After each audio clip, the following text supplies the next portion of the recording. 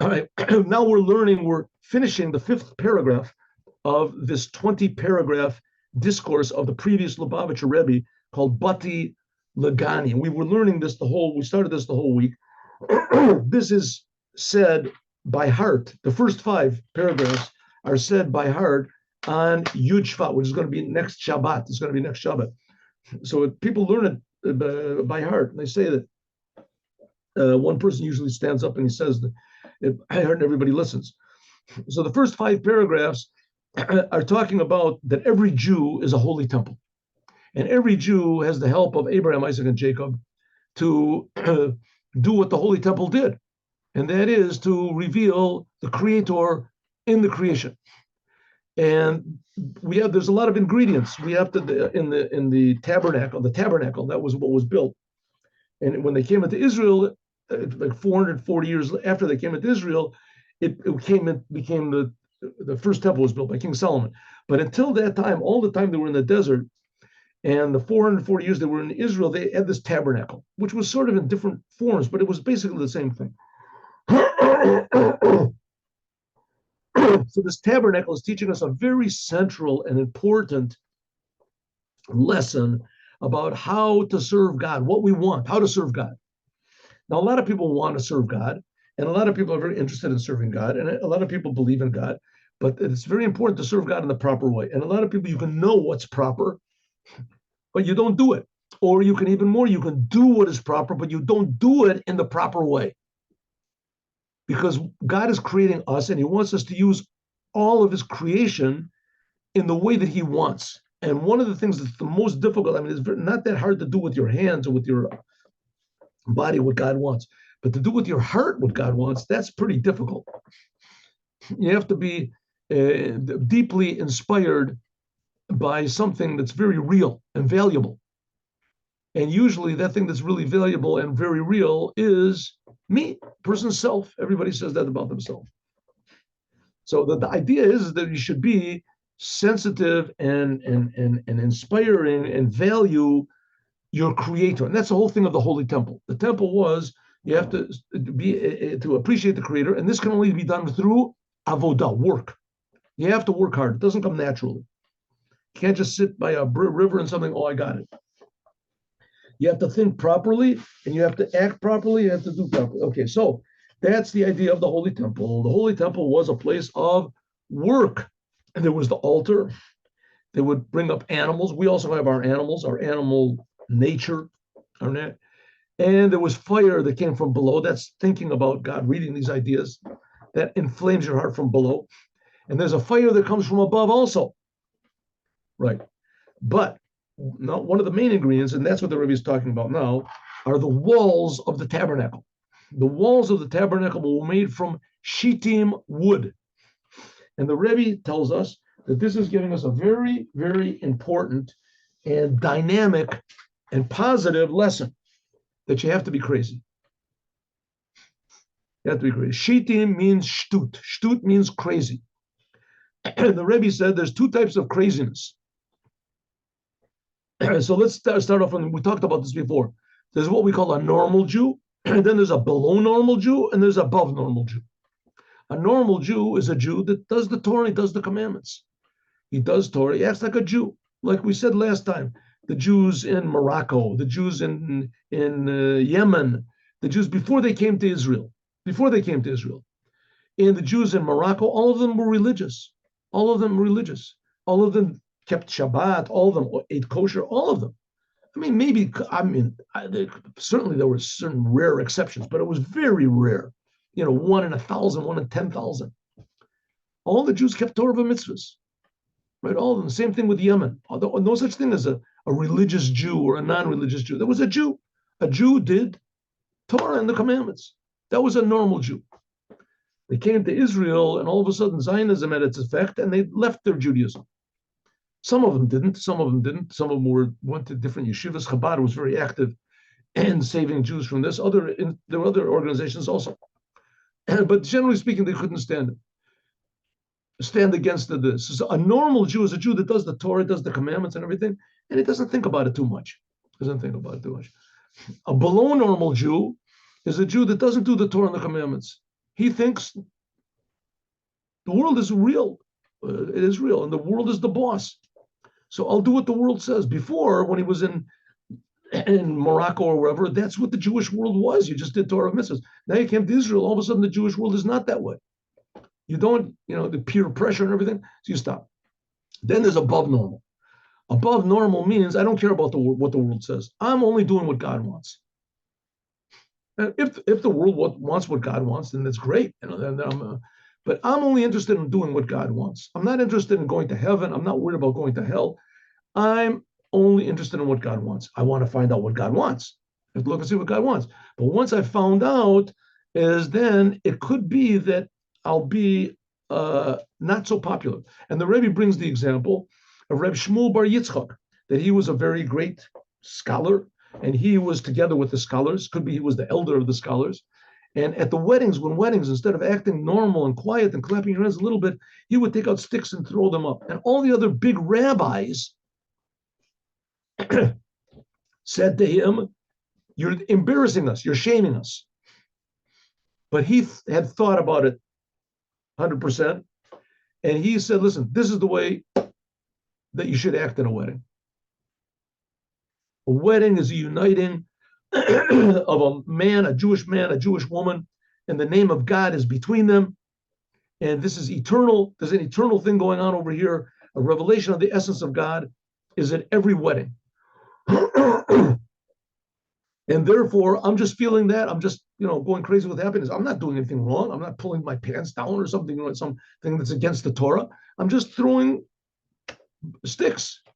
And you think that a rabbi should act in a normal, regular way? I think that this makes the bride and the groom happier. And that's a very important thing. It makes God happier. No one agreed with him. And in the end, when he died, a big pillar of fire stood between him and everybody else. And the fire was in the shape of one of these sticks that he threw up. And everybody said, I think that he was right. But we don't find afterwards that it became a custom of all the rabbis learning how to juggle sticks. He was one of a kind. The Rebbe says we also have to be one of a kind. And I'm telling you what you got to be excited about. You have to be excited about God. You have to be excited about Torah, excited about mitzvahs, excited about the Jews, and excited about Mashiach is going to put all this business together. And then what we're learning here is the teachings of Mashiach. Okay, so it says, that's what it means, that everything that's in the world, Shapoel, that he brings about, we have to transform darkness to light. Darkness means selfishness, and Nahora means godliness, from egotism to Judaism. To transform that which is below normal of the world, that the world is the boss. Shiyemi said that this will be from this, will be above normal. The Yeshnam Kamo Davorim, there are many things, Shunoheg, that a person does so, Valazoi Tutvelt, because this is what the world does.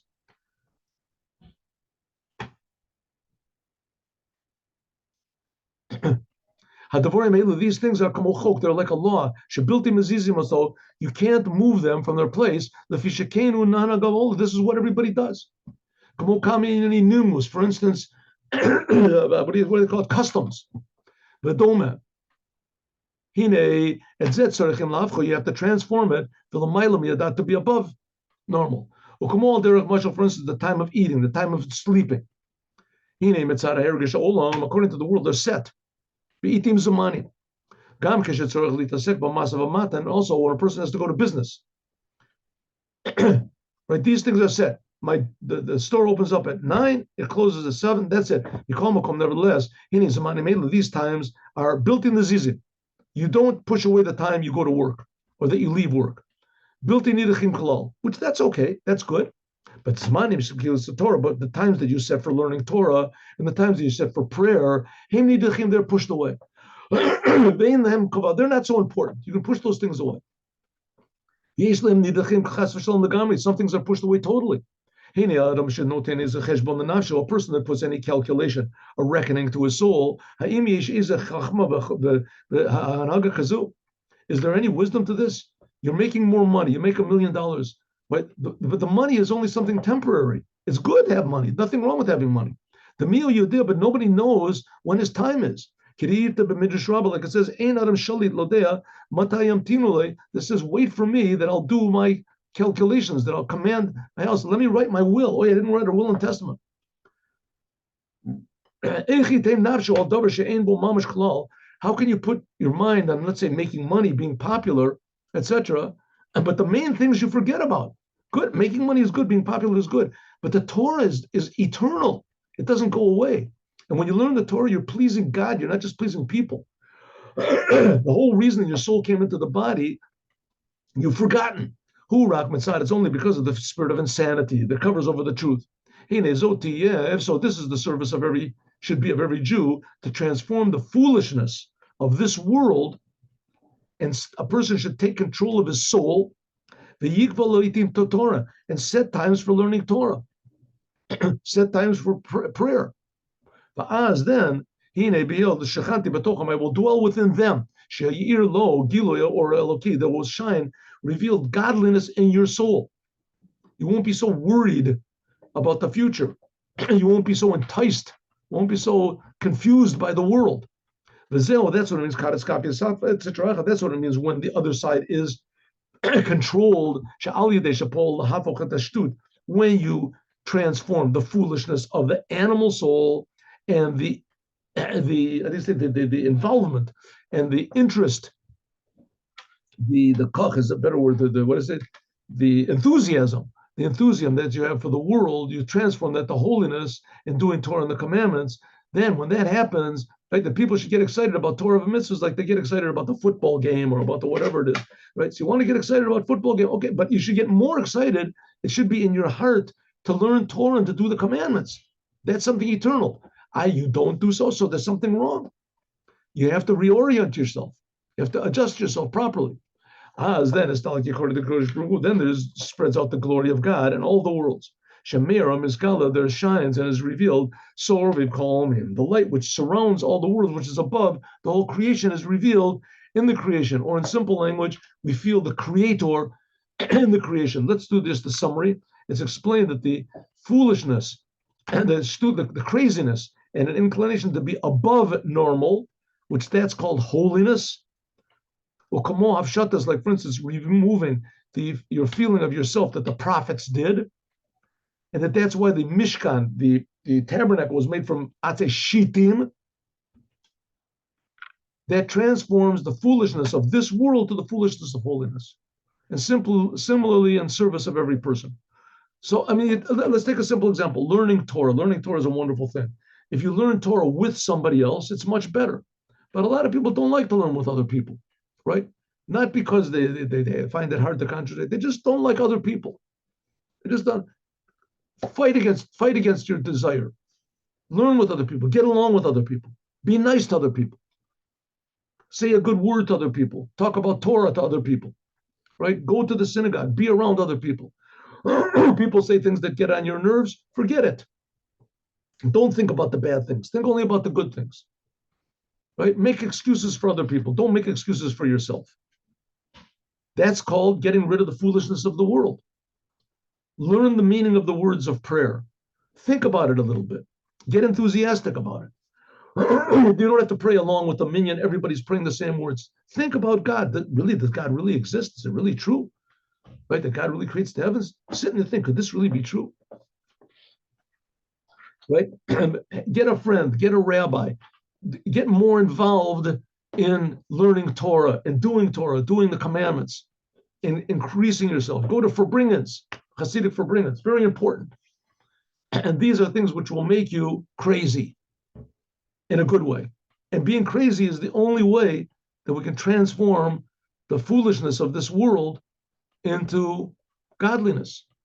And we can see nowadays, if you look and see what's going on in the world, in the universities and things, I mean, the insanity has reached a degree of insanity, right? of craziness, right? That's just never been before. I heard a joke and I'm trying to translate it, but I don't know if I can translate it. I'll say it in Hebrew. It says, no. Okay, I can't remember it. I'll think about it later. Okay. In any case, the only way that you can defeat the insanity of the world is, first of all, being sure of yourself, being sure what a Jew is, and that will already, just the fact that a Jew acts like a Jew. And I can give you a simple example: the land of Israel, right? The Rebbe said that the leaders of Israel, somebody has to stand up and say, the land of Israel belongs to us because God gave it to us. We don't care if nobody ever lived here, if no Jew ever lived here. The land of Israel belongs to us. We're a holy people. The land of Israel is a holy place, right? And the land is holy. The people are holy. That anyone else should take possession of the land, it just doesn't make any sense. It's not theirs. It has nothing to do with them. And I'm just adding on. It's like giving a piano to a cow. A cow doesn't know what to do. To give the land of Israel to anybody else just doesn't work, right? The Zionists tried to be everybody else. They tried to be like everybody else, but they're little by little seeing that it's not working. The fact is that the Zionists are really holy people. They're holy Jews, and they don't know it. Zionism is bad for the Zionists. It's bad for them. The Jewish people are holy, but only to be holy, this is what the Rebbe says, you got to be crazy. To stand up in front of the world and say a thing like that, that is insane, but it's true. And that's the only thing that's going to bring us to realize our Jewish identity, and the only thing which is going to secure for us for all time the land of Israel, the Holy Land. Is that somebody has to be crazy and stand up and say the land of Israel is a crazy land that belongs only to crazy people, good crazy people, not bad crazy people. And that's who we are. Okay, my friends, let us go now to the Yom Yom. Oh,